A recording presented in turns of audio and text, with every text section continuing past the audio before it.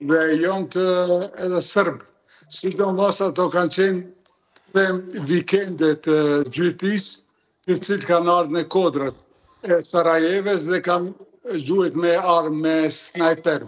Unë mund kujtohet që aty me 4 pika të cilat vetë qenë ku kanë gjujt ata, ka qenë afër spitalit në qendër të Sarajeves, është përdorë shumë duke marrë ujë njerëz të cilët kanë qenë të një burimi ujë duke marrë, kanë qenë ku e kumë përjetu une vetë të televizionit Sarajeves, ku kam qenë edhe unë duke marrë ujë, aty plumat e snajperve, jo tonë vërtetën në ushtriva si i vdekun, dhe prita një 10 minuta ashtu, mandej ushqova me një shpejtësi dhe u largova. Si të shtime ka pas shumë edhe në vorrime që kanë ndodhur në Sarajev, duke vorros njerëz, në vorrime kanë mbetë edhe njerëz të cilët kanë qenë prezent në vorrime nga snajpert. Këte, të thome përgjithësi plose, ne në Sarajevi kena ditë këtë punë, por si kanë qenë italian, francez, këte nuk i kena ditë. Nga shumë kena medu si kanë qenë njerëz të Rusis, por edhe njerëz që kanë desh të tregojnë si janë patriota dhe kanë ardhur nga Beogradi, nga Serbia, për me gjithë aty me mbyt njerëz. Dhe në fakt, po thoni se nuk ishte shkuar mendja askujt se mund t'janë njerëz nga Evropa, e veçanërisht nga Italia dhe Franca, po ndërkombëtarët e dinin për këtë gjë, zoti Kullkoqi? Po shikoj, nuk ka aty diçka si nuk është ditë. Sigurisht, se ata njerëz kur kanë ardhur, sigurisht nuk kanë ardhur në aeroportin e Sarajeves, po kanë ardhur në mënyrë të organizuar nga Beogradi. Se nuk e mujt ndryshit të vish aty në kodrat e Sarajeves, pa shku njerë në Beograd, sigurisht që ka pas tash edhe organizim, si peshomi, si nga Beogradi atër kanë ardhur në kodrat e Sarajeves dhe kanë gjuajt. Këte në Sarajev e kena ditë këtë punë, por thashta përsëris si kanë qenë gjerman të francez këte sekundit. Por, zotri Kullkoqi, në raportin thuhet se madje nuk janë kursyer as fëmijët nga këto plumba. Cila është eksperienca e jote në këtë kontekst, pra, keni pasur rastin të shihni, duke marrë parasysh se e keni dokumentuar atë kohë, keni pasur rastin të shihni viktimat e këtyre personave për cilët po flasim dhe a është e vërtetë se nuk u kursye askush nga snajperët, madje as fëmijët?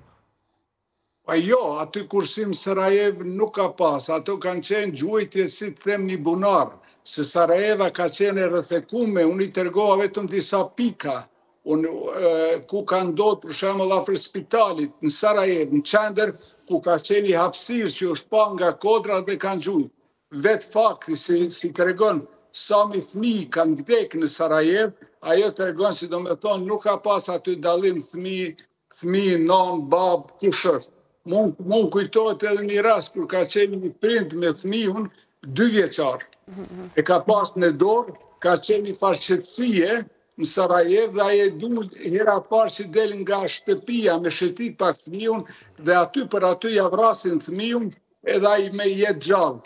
Më kujtohet si sot këtë tregim mandej e pata pyet një mefe muslimane në Sarajev, e thash pse Zoti e mur fëmijën, çka ka fëmiu 2 vjet? Tha Zoti e ka marrë, ka çuar lula xhenetit, kurse këtë njeriu e ka lënë.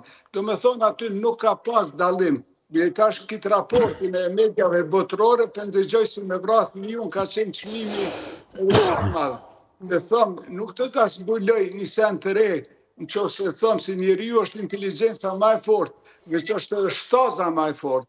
Shtaza nga njëherë vepron për instiktit, kurse këtu të njeriu ta e bën planin, organizimin edhe vepron për qefit e ki, se ka në botë shumë njerëzit të cilë vikend gjyëtare që dojnë me mytë njerëz, me vra njerëz edhe kjo i ka ra ndërmen dikun që është një biznes dhe është organizue.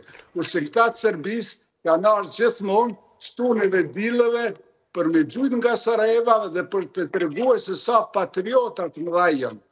Dhe do doja të di edhe një pyetje kam për juve, zotri Klokoqi, dhe kjo do t'jetë pyetja ime e fundit për ju sot. Në fotot të cilat kanë dalë nga ajo periudhë, shihet në një moment në fakt është edhe zgjerim edhe Aleksandar Vučić, i cili në atë kohë kishte një pozitë, nuk e di nëse në atë kohë ishte edhe ministri i propagandës apo gjatë luftës Kosovë, por sido që të jetë ishte pjesë e SNS-s dhe e asaj nomenklature politike. A mund thoni se në fakt, cili është mendimi juaj, a mund të ketë evidenca se i njëjti tjetë përfshirë në këtë tregti të tillë? Shiko, unë tash ju thonë të vërtetën, unë nuk u mujt me pa, po që Aleksandar Vučići ka qenë pjesë e režimit Miloševićit në atë kohë, prandaj aty nuk dyshohet, si nuk ka qenë edhe ai aty prezent, por me atë kallashin, ajo fotografi si shifet, me atë kallashin se distanca nga qendra dhe në kodrat e Sarajeves, aty është një distancë e madhe. Mund kujtohet për shembull kur kun qenë duke ngran buk, ka ardhur plumi drejt në kokën time dhe u nal mes dy xhamave, për shkak se distanca ka qenë. Te këtu shifet në atë fotografi Vučići me Kalashnikov. Ai me Kalashnikov nuk ka mujt, për shembull, ma merr mendja mu me gjutin nga ato lartësi. Po sigurisht se aty shumë kanë punu njerëz me snajperat. Lloj snajpere dhe kanë